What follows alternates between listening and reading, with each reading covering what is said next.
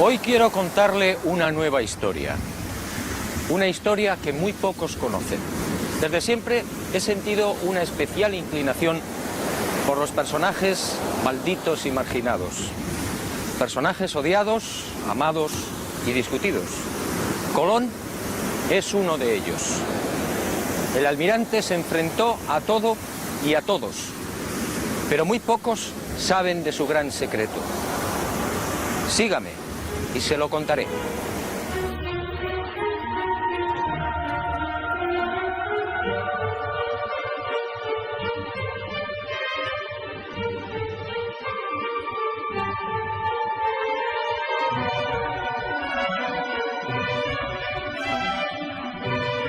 Como decía, siempre me intrigó la tozudez del almirante.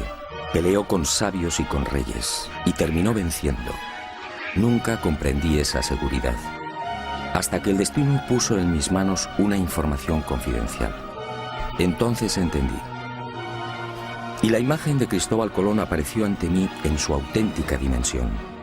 Un Colón frío, calculador, ambicioso, sin escrúpulos y en posesión de un secreto que no era suyo. La historia, una vez más, fue manipulada.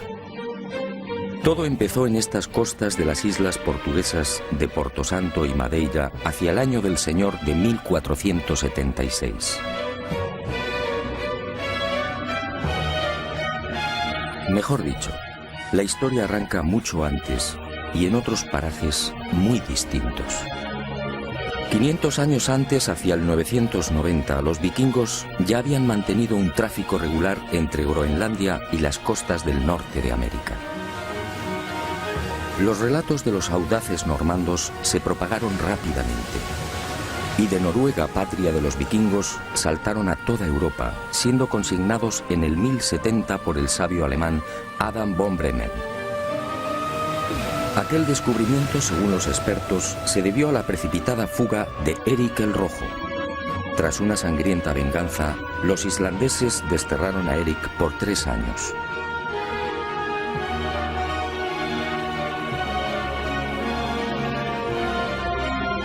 Y el Rojo se embarcó rumbo al oeste con su familia y un puñado de seguidores.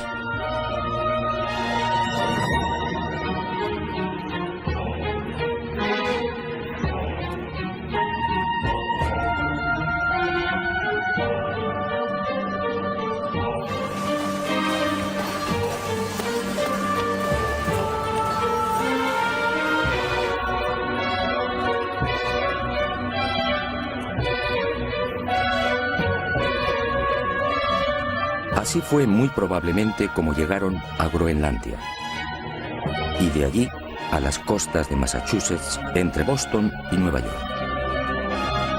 En 1311 otro audaz pueblo, el Mandinga, ubicado en las costas del África Occidental, se aventuró igualmente en el océano. Y el rey Abubakari II, al frente de 2000 piraguas, tocó tierras americanas. La expedición descubriría Recife, en Brasil, pero nunca regresaron.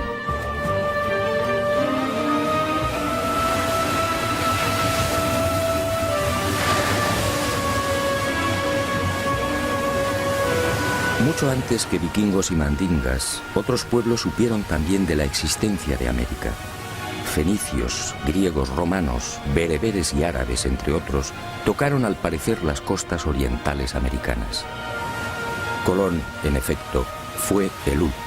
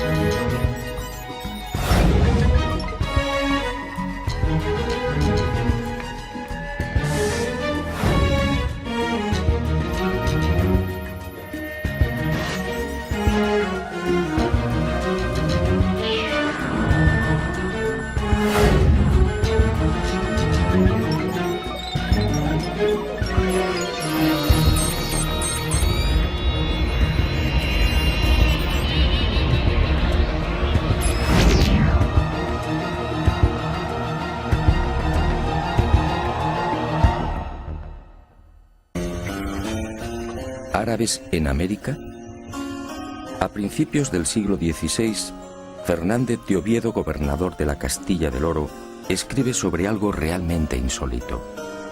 Oviedo afirma que los naturales llamaban Kebi al cacique. Kebi en árabe significa grande. Y asegura también que aquellas gentes rezaban en mezquitas. Así consta en sus crónicas. ¿Cómo entender esta presencia árabe en América antes de 1492?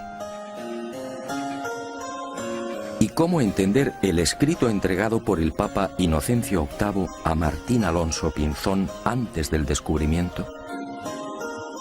El documento, procedente al parecer de la corte de Salomón, decía así: navegarás por el mar Mediterráneo hasta el fin de España, y allí, al poniente del sol, entre el norte y el mediodía, por la vía temperada hasta 95 grados del camino, hallarás una tierra de Cipango, la cual es tan fértil y abundosa que con su grandeza sojuzgarás África y Europa.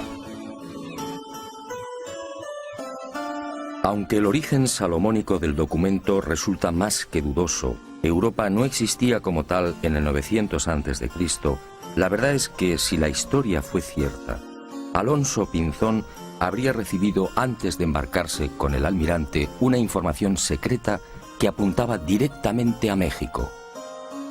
Como es sabido, este país se encuentra a 95 grados del Guadalquivir.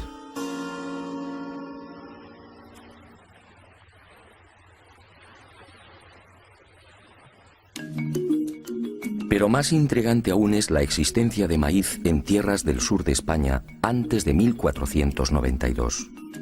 Todo el mundo sabe que esta planta es oriunda de América. ¿Cómo explicar entonces lo escrito por Alonso de Palencia con motivo de los ataques de Enrique IV a la ciudad de Granada en 1456? Según Palencia, el rey preparó la conquista de la ciudad morisca, quemándoles en verano las mieses y en otoño las cosechas de mijo y maíz.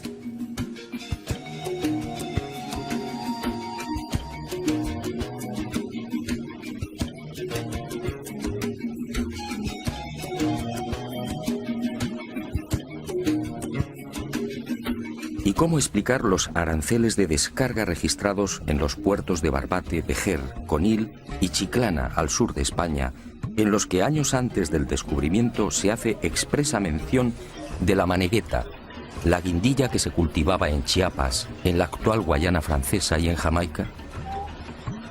Unos comprometedores aranceles de descarga, en los que también se pasa lista a otras mercancías típicamente americanas. Aranceles, insisto, redactados antes de 1492. ¿Quién transportaba esa mercadería?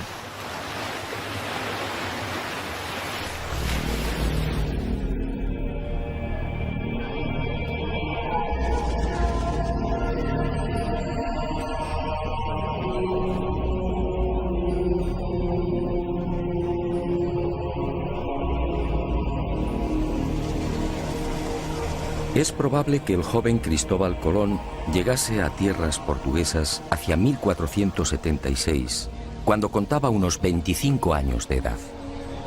Procedía de una familia humilde. No poseía otra ilustración que las primeras letras.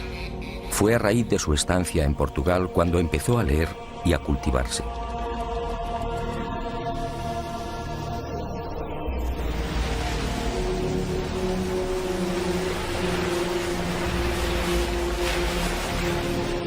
Fue en Madeira donde entró en los negocios de compra de azúcar. En 1477 se casa con Felipa Moniz, instalándose en la isla de Porto Santo, muy próxima a Madeira. Aquí vive en la casa de su suegra. Aquí, según mis informaciones, arrancó la muy particular e ignorada historia del que llegaría a ser almirante de la mar Oceana. Una historia que Colón mantuvo en secreto. Aquí, Colón escucha de boca de marineros y pescadores una serie de extrañas y enigmáticas leyendas, unos relatos que encienden la mecha de su pasión por la mar.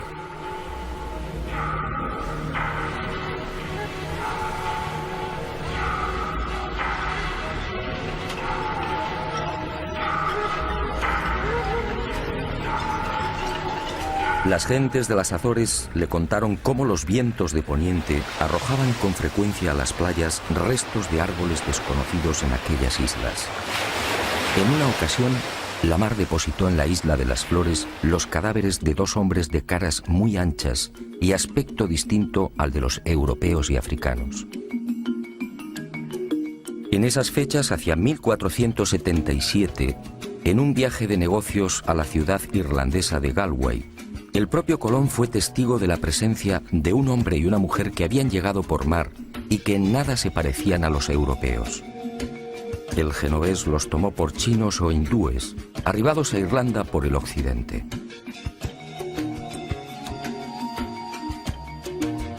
Estos avisos, decisivos diría yo, siguieron llegando a oídos de Colón. Los pescadores del Cabo de la Vela le pusieron igualmente al tanto de otra singular visión. No hacía mucho se habían cruzado con varias y enormes almadías. Todas disponían de casas de madera y eran gobernadas por gentes extrañas. Pedro Correa, su cuñado, multiplicaría el entusiasmo de Colón por el misterioso occidente con otra noticia de parecido corte. Él mismo había sido testigo de la aparición en las playas de Porto Santo de otro madero labrado y de unas cañas tan gruesas que, de nudo a nudo, podían contener 9 garrafas de vino. Unas cañas nunca vistas en Europa y África.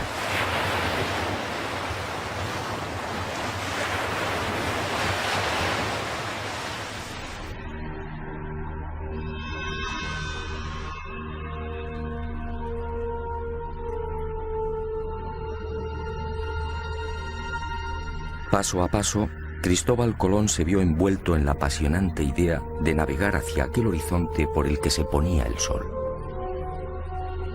Y fue este creciente entusiasmo lo que muy probablemente decidió a su suegra a entregarle las cartas y escritos de Bartolomeo Perestrello, su marido ya fallecido. Nada se sabe con certeza de estos papeles del que fuera navegante italiano y gobernador de Porto Santo.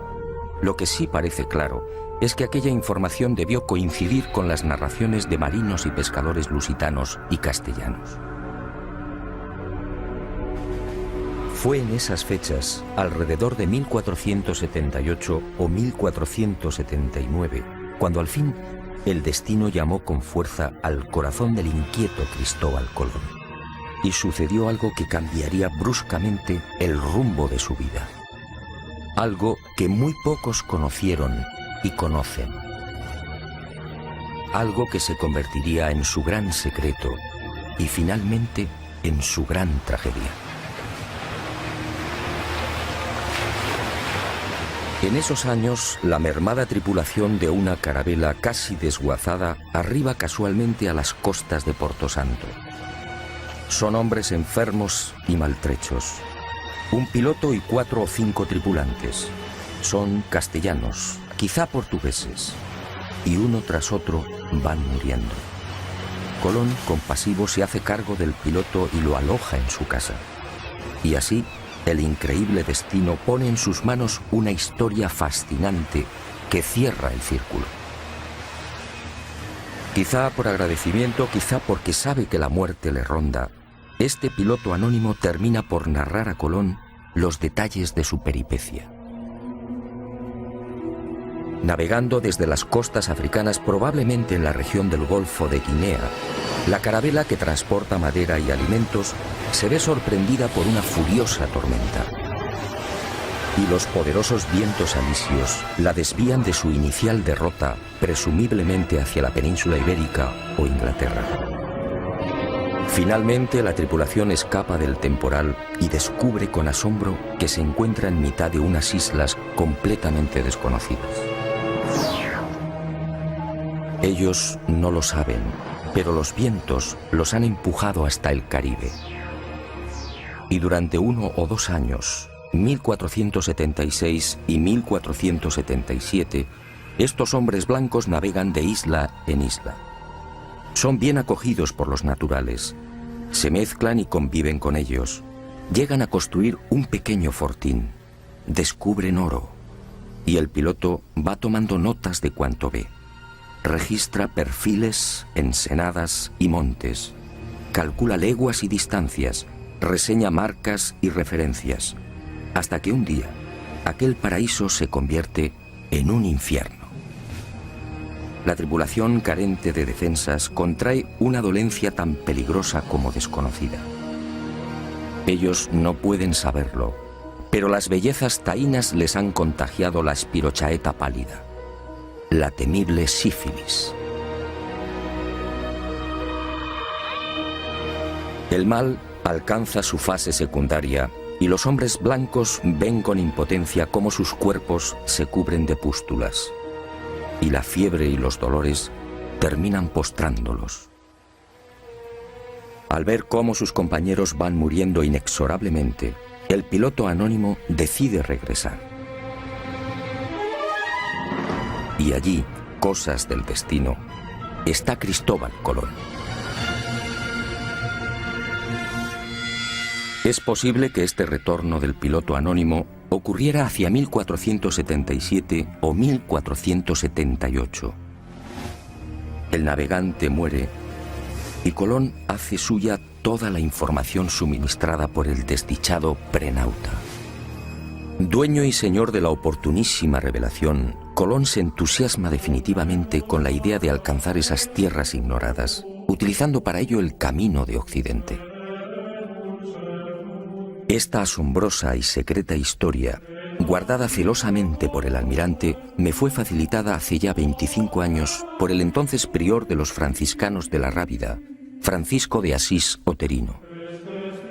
Y fue él quien me aconsejó que consultase con los más destacados americanistas del momento. Un suceso que, según los cronistas de la época, terminaría filtrándose y propagándose, y en 1535 apareció por primera vez en letra impresa. Todo cuanto me reveló el prior de los franciscanos se vio ratificado con creces. Uno de los expertos que profundizó con mayor ahínco y rigor en el secreto de Colón fue el catedrático español Juan Manzano y Manzano. Él, en definitiva, me lanzó al ojo del huracán de este decisivo suceso. Por más que indagué, no fue posible averiguar la identidad o la nacionalidad de este piloto anónimo. Los cronistas de aquel tiempo hablan de un portugués o castellano, quizá vizcaíno. Antonio de Fuentes y Guzmán arriesga un nombre, Alonso Sánchez de Huelva, que dice fue el piloto que dio los papeles a Colón. Lo que sí es seguro es que a partir de 1478, unos 16 años antes del descubrimiento oficial, Colón se convierte en un obstinado defensor de la vía occidental hacia las Indias. Una tozudez enraizada en la apropiación de algo que no era suyo.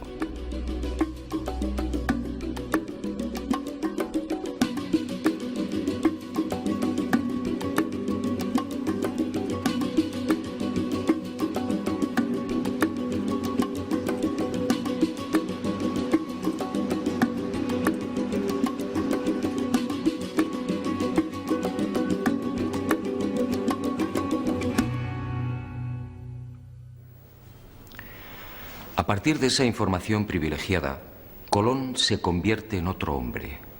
Ya no son sospechas, ahora lo sabe. Navegando por el mar tenebroso siempre hacia el oeste, encontrará nuevas y ricas tierras. Pero, ¿qué tierras eran esas? Y Colón emprendió una febril búsqueda, consultando los textos clásicos y los escritos de sus contemporáneos. Se sumergió impaciente en el Imago Mundi y en las páginas de la Historia Rerum. Estudió la Biblia, el Libro de los Reyes, la glosa ordinaria de Nicolás de Lira, Aristóteles, Isidoro, Marco Polo y un largo etcétera. Y en los márgenes de estos libros fue anotando reflexiones, dudas y certezas. Fueron tiempos difíciles y angustiosos. Hasta que un día el caprichoso pero sabio destino puso en sus manos una carta geográfica y unos documentos.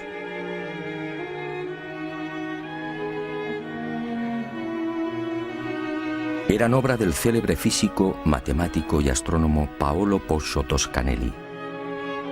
El 24 de junio de 1474, 2 años antes de la llegada de Colón a Portugal, el canónigo lisboeta Fernão Martins recibía una carta desde Florencia. Era una misiva de su amigo Toscanelli.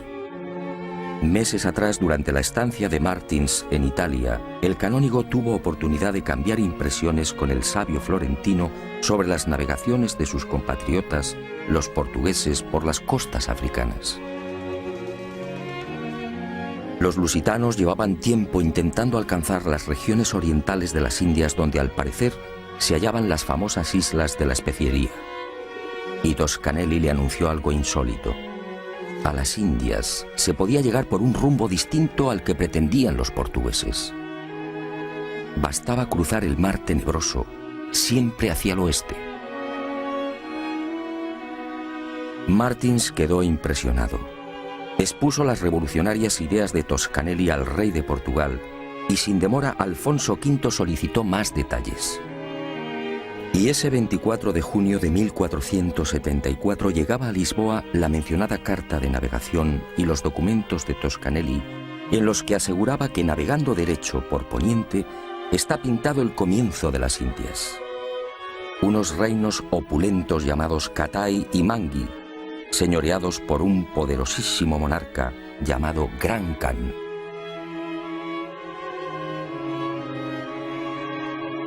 No es difícil imaginar la sorpresa y alegría de Colón al leer y repasar estos documentos de Toscanelli.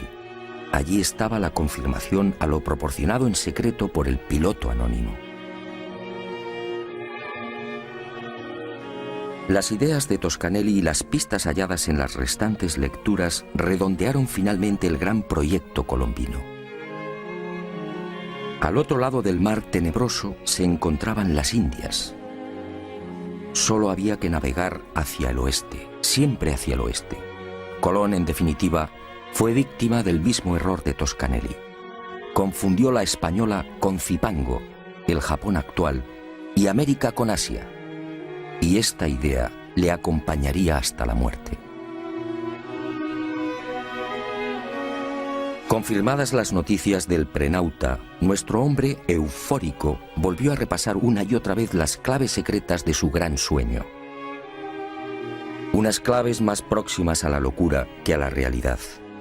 Para Colón, en esos años previos a 1492, Zipango, la isla del oro, se hallaba a 750 leguas de Canarias. Para Colón, las míticas minas del rey Salomón no podían ser otras que las descubiertas por el piloto anónimo al sur de la gran isla del oro. Para Colón, las tierras firmes del Gran Khan, el Catai de Toscanelli, se alzaban al oeste del Zipango, es decir, a poco más de 1100 leguas de las Canarias. Dominado por la fiebre descubridora y por aquellas lecturas, adelantándose al Quijote, Colón confunde Jamaica con el reino de Saba. Y cree que uno de los reyes magos partió justamente de esta isla. Para Colón, de acuerdo a lo narrado por el prenauta, el Golfo de Paria, en las actuales costas de Venezuela, era el lugar en el que se había levantado el paraíso terrenal. Y murió con el convencimiento de que Cuba formaba parte de las tierras firmes de Asia.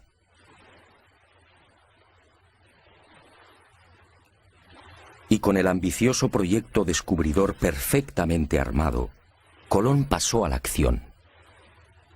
Sus primeros movimientos prudentemente lo llevaron hasta la región de Guinea. Pudo ser en 1482 o 1483. Quizá con la excusa de un viaje de negocios se embarca y recorre las aguas del Golfo africano. Pero su objetivo era otro. Colón, siempre minucioso, trata de verificar las informaciones del prenauta. Intenta comprobar in situ la dirección de los alisios y de las corrientes dominantes. El piloto anónimo estaba en lo cierto. Vientos y corrientes marinos empujan a los navíos hacia poniente. Y sin demora, Cristóbal Colón ofrece su sueño al rey portugués. Corría el año de 1484. De haber aceptado su propuesta, el futuro almirante de la mar Océana habría partido desde Cabo Verde en el mencionado Golfo de Guinea.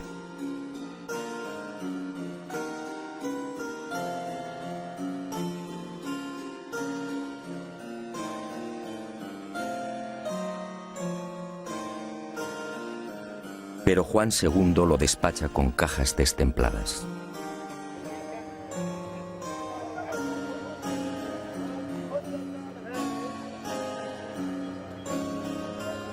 Colón desaparece y se traga la rabia. Lo que Colón no supo en esos momentos es que el rey, a sus espaldas, aconsejado por Ortiz de Calzadilla, obispo de Ceuta, de quien mucho se fiaba, resolvió mandar en secreto una carabela. Así lo cuenta Hernando, hijo de Cristóbal Colón. Pero la carabela, enviada con brevedad a las islas de Cabo Verde, no halló lo que dijera Colón. Y el proyecto colombino, como el de Toscanelli, fue olvidado por Juan II.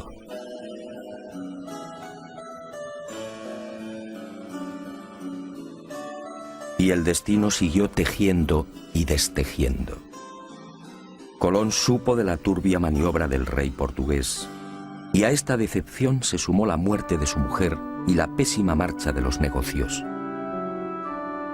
Colón entonces tomó la decisión de abandonar Portugal. Corría la primavera de 1485 y decidió probar fortuna en la corte de la vecina Castilla. Pero antes, apremiado por la escasa bolsa, viajó a Huelva, encomendando a su joven hijo, Diego, a los cuidados de Violante Móniz, su cuñada. Y el destino atento le obligó a pasar por el monasterio franciscano de la Rábida. Allí, Colón recibiría una bocanada de oxígeno. Uno de los frailes, Antonio de Marchena, se entusiasmó con la idea. Y Colón, nuevamente eufórico, fue al encuentro de Isabel y Fernando, los reyes católicos. Nueva decepción. Nadie le cree. La llamada Junta de Salamanca rechaza el proyecto. El testimonio del doctor Rodrigo Maldonado de Talavera, miembro de esta junta de sabios y expertos, resume el sentir general. Este testigo, con el prior de Prado y con otros sabios y letrados y marineros, platicaron con el dicho almirante sobre su ida a las dichas islas, y todos ellos concordaban que era imposible ser verdad lo que el dicho almirante decía.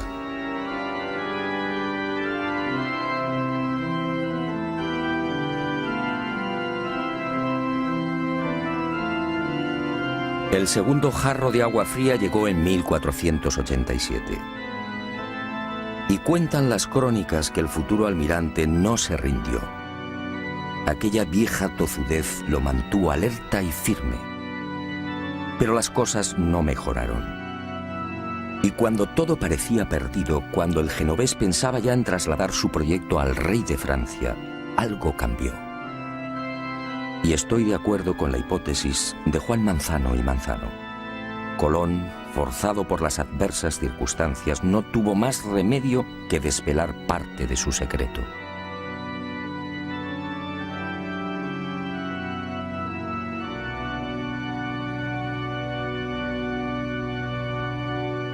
Y en abril de 1492, finalmente, Cristóbal Colón triunfa. Concluida la conquista de Granada por los reyes católicos, los monarcas firman las llamadas capitulaciones de Santa Fe. Un documento insólito, una aprobación del proyecto colombino con un encabezamiento muy elocuente.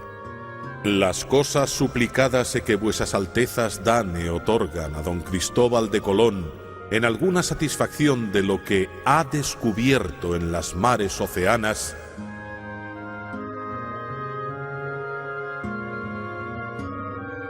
¿de lo que ha descubierto? Estábamos en abril de 1492. La increíble concesión solo puede explicarse por lo ya mencionado. Colón tuvo que confesar parte de lo transmitido por el desdichado piloto anónimo. Pero obviamente silenció la fuente y mantuvo como suyo lo que era de otro. Pero hay más. En esos sospechosos documentos previos al gran viaje descubridor, los reyes católicos, al entrar en detalles, cometen 3 indiscreciones que confirman cuanto sostengo. Conceden a Colón los títulos de virrey y almirante y le otorgan 1/10 de cuanto se consiga en esas tierras incógnitas. En buena ley todo esto debería de haber llegado después. Y al proceder a la requisa de las necesarias naves, ordenan lo siguiente: para ir a ciertas partes de la mar Océana. Evidentemente los reyes católicos tenían una información privilegiada. El tercer desliz es mucho más elocuente. Al designar a Diego Rodríguez Prieto como el hombre que debía facilitar las carabelas, la ordenanza real fija su sueldo en 4 meses.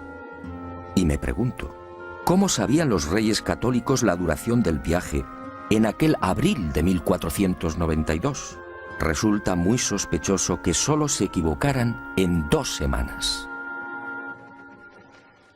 Y llegó el gran viaje. Y con él, y con las siguientes singladuras, Cristóbal Colón terminaría descubriendo sus cartas. Unas cartas marcadas.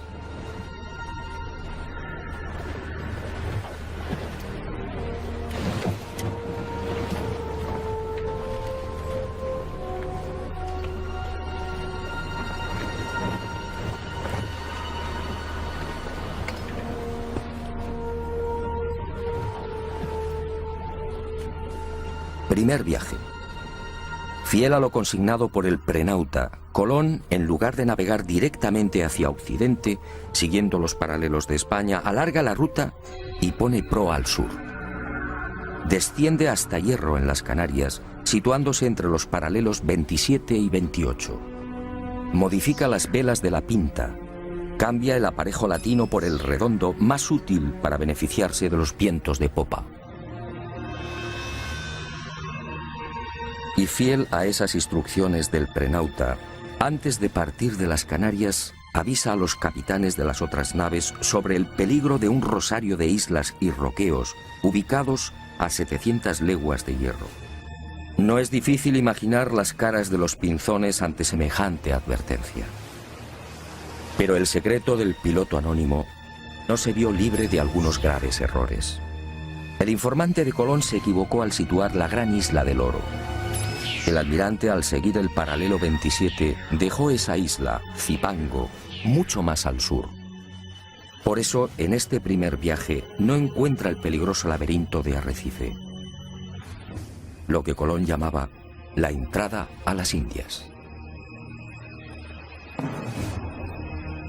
Y el 9 de octubre de 1492, la marinería se revela por segunda vez. Y tiene razón. Los hombres se sienten engañados. La cuenta real del almirante en esa fecha suma 1000 leguas. Él había prometido arribar a los arrecifes mucho antes. Y aseguró igualmente que Zipango se hallaba a 750 leguas del punto de partida. La situación en la Santa María, la nave capitana, se hace tan violenta que Colón reúne a los hermanos Pinzón y se ve obligado por segunda vez a desvelar parte de su secreto.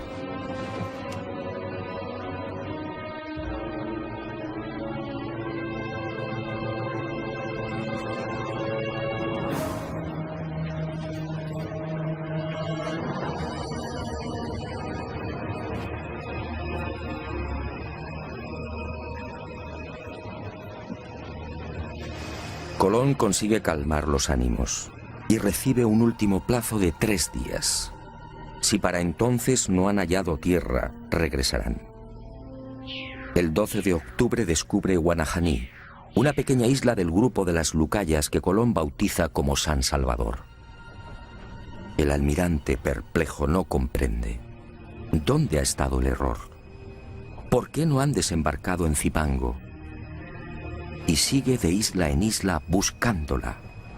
En esos días angustiosos, uno de los ocultos objetivos de Colón se destapa con violencia. Al almirante solo le interesa el oro.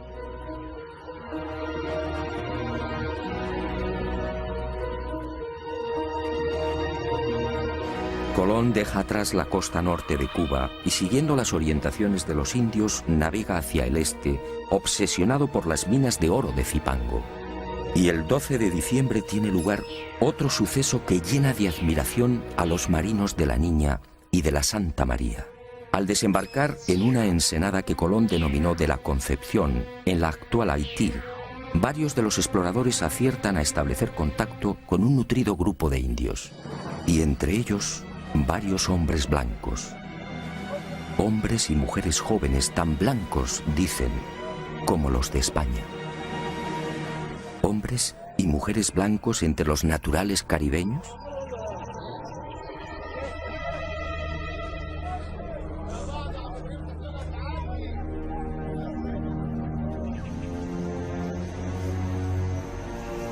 Los conquistadores quedaron asombrados, sí, pero no Colón. Él sabía por el piloto anónimo que la tripulación de aquella carabela había permanecido 1 o 2 años con los indios de la región. Y sabía igualmente que los predescubridores se mezclaron con las indias. Esta, sencillamente, era la explicación de la insólita presencia de hombres y mujeres blancos.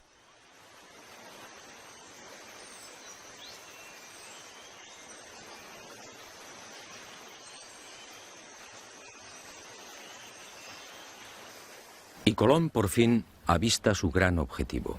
Era el 4 de enero de 1493. Allí estaba la señal que le proporcionara el piloto anónimo. Un cerro inconfundible, con un perfil muy particular y prácticamente asomado a la mar. Montecristi.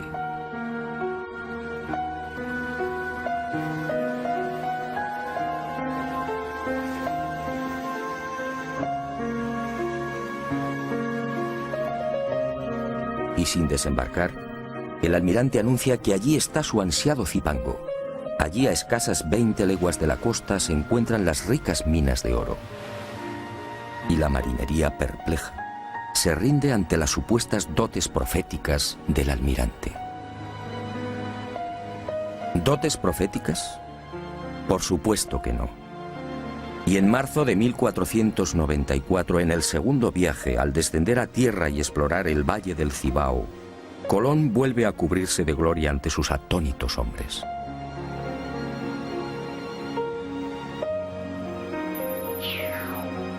Después de fundar Isabela, marcha decidido hacia el sur, y a 18 leguas exactas de la costa, tal y como había advertido, localiza las minas.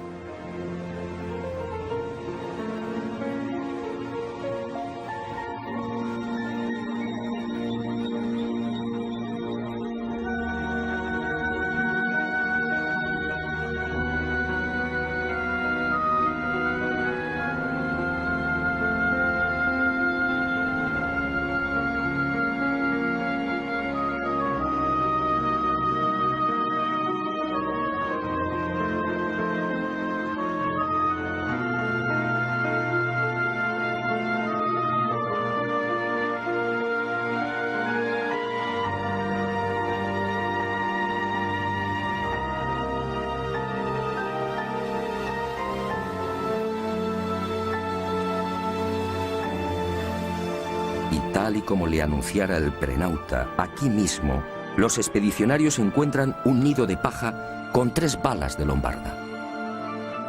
Otra de las señales clave.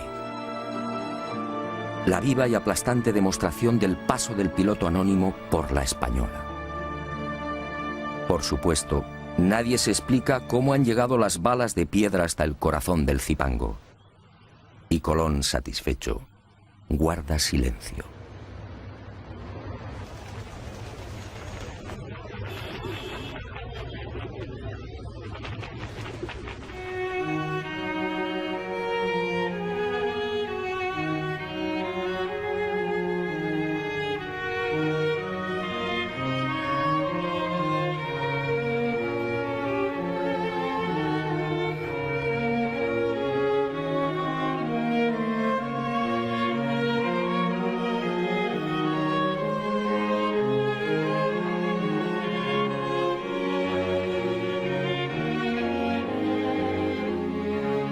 Y fue también en ese segundo viaje cuando Colón, al aproximarse a la actual Jamaica, reclama la atención de la marinería y dijo: Señores míos, os quiero llevar al lugar de donde salió uno de los 3 magos que vinieron a adorar a Cristo, el cual lugar se llama Saba. Y cuando los españoles desembarcaron y preguntaron a los nativos, estos replicaron que la isla se llamaba Sobo. Entonces, el almirante explicó que Saba y Sobo eran la misma palabra, pero que los indios no la pronunciaban bien. El reino de Saba, otra de las obsesiones de Colón. Y todos, una vez más, se preguntaron, ¿cómo sabía el almirante el nombre de aquella isla sin haber puesto el pie en ella? La respuesta es elemental. Lo sabía por el piloto anónimo. Y conforme siguieron los viajes de exploración, las supuestas dotes proféticas del almirante dejaron sin aliento a cuantos le acompañaron. Así sucedió también en el segundo viaje. Durante esa larga travesía, Colón se sacó una molesta espina. En el primero, como se recordará, no pudo dar con el peligroso laberinto de Arrecife. En noviembre de 1493, en cambio, consiguió avistar la ansiada entrada a las Indias, tal y como le había referido el piloto anónimo. Allí encontró Matininó y Cariz, las islas de las Amazonas y de los caníbales, y las bautizó con los nombres de Guadalupe y Dominica respectivamente. Y fue en Guadalupe donde se registró otro desconcertante suceso que, supongo, hizo sonreír maliciosamente a Colón. Los españoles, al penetrar en una de las aldeas, fueron a topar con dos objetos imposibles: un codaste y un cazuelo de hierro. El primero, la pieza recta y vertical que remata la nave por popa, nada tenía que ver con las canoas utilizadas por los indios. En cuanto al cazuelo, ¿qué pudieron pensar los españoles? Los naturales no conocían el uso del hierro, y el almirante, como digo, sonrió para sus adentros. Aquellas piezas solo podían tener un origen, el que usted y yo estamos pensando: el prenauta. Colón, prisionero de la vanidad, debió disfrutar lo suyo con estos hallazgos y profecías. En ese segundo viaje, después del alarde desplegado frente a las supuestas costas del reino de Saba, el almirante repetiría la hazaña. Ocurrió cuando navegaba al sur de la Española. A cosa de 7 u 8 leguas de tierra fueron a divisar un montículo. Y Colón, con una seguridad que desarmó a su gente, afirmó que aquel era el lugar llamado Ofir, los montes todos de oro, las célebres minas del rey Salomón.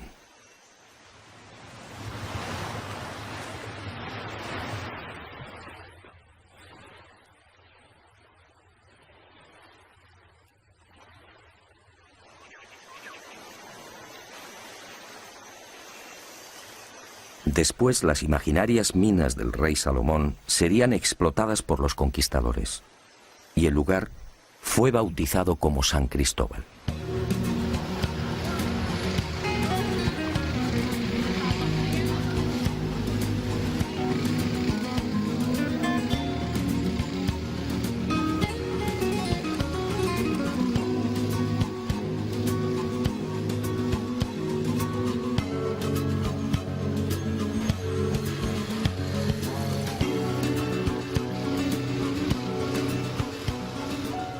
Pero la locura del almirante no se detuvo ahí. El piloto anónimo le había informado también de un increíble lugar en el que los ríos procedentes de una montaña desembocaban en un enorme lago, produciendo un gran estrépito al chocar con la mar. En el tercer viaje a las Indias, en 1498, Colón busca ese territorio situado a cosa de 50 o 70 leguas al sur de Zipango, según el prenauta. Y lo encuentra. Es el Golfo de Paria, al norte de la actual Venezuela. Descubre el lago, los ríos y queda maravillado al escuchar el fortísimo ruido provocado por la reunión de las aguas dulces y saladas.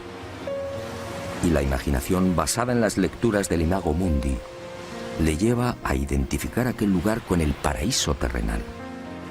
De hecho, lo bautiza con el nombre de los jardines, en recuerdo del jardín del Edén, y murió creyendo que había pisado la sagrada patria de Adán y Eva. Colón, en efecto, disponía de una información secreta y privilegiada, y la utilizó sin escrúpulos incluso para programar los viajes de vuelta a España. El primero sirve de claro ejemplo de lo que afirmo. Aquel 16 de enero de 1493, cuando toma la decisión de retornar, pone rumbo nordeste, cuarta al este. Busca el paralelo 38 frente a las costas de Virginia y desde allí, sorteando los alisios, se dirige al este.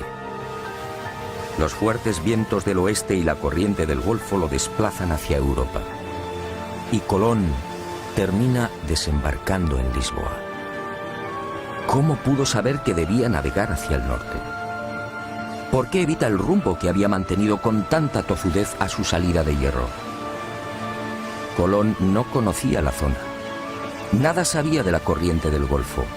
Y sin embargo, acertó.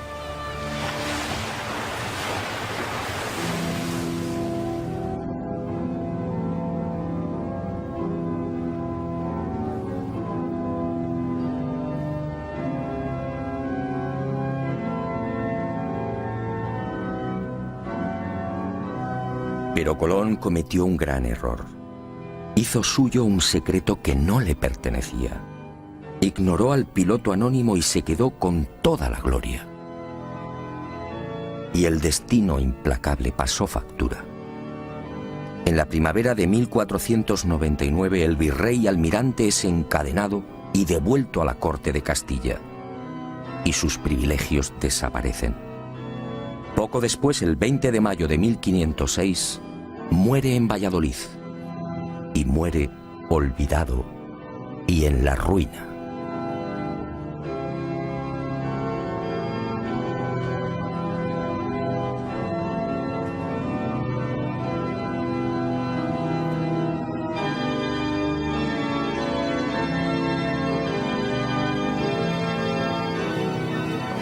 Ni siquiera sus restos descansan en paz. En realidad, nadie conoce su paradero con exactitud. Para muchos americanos, Colón descansa en este lugar, en la capital de la República Dominicana, su querida Española. Como reza el viejo adagio, no hay plazo que no se cumpla, ni deuda que no se pague.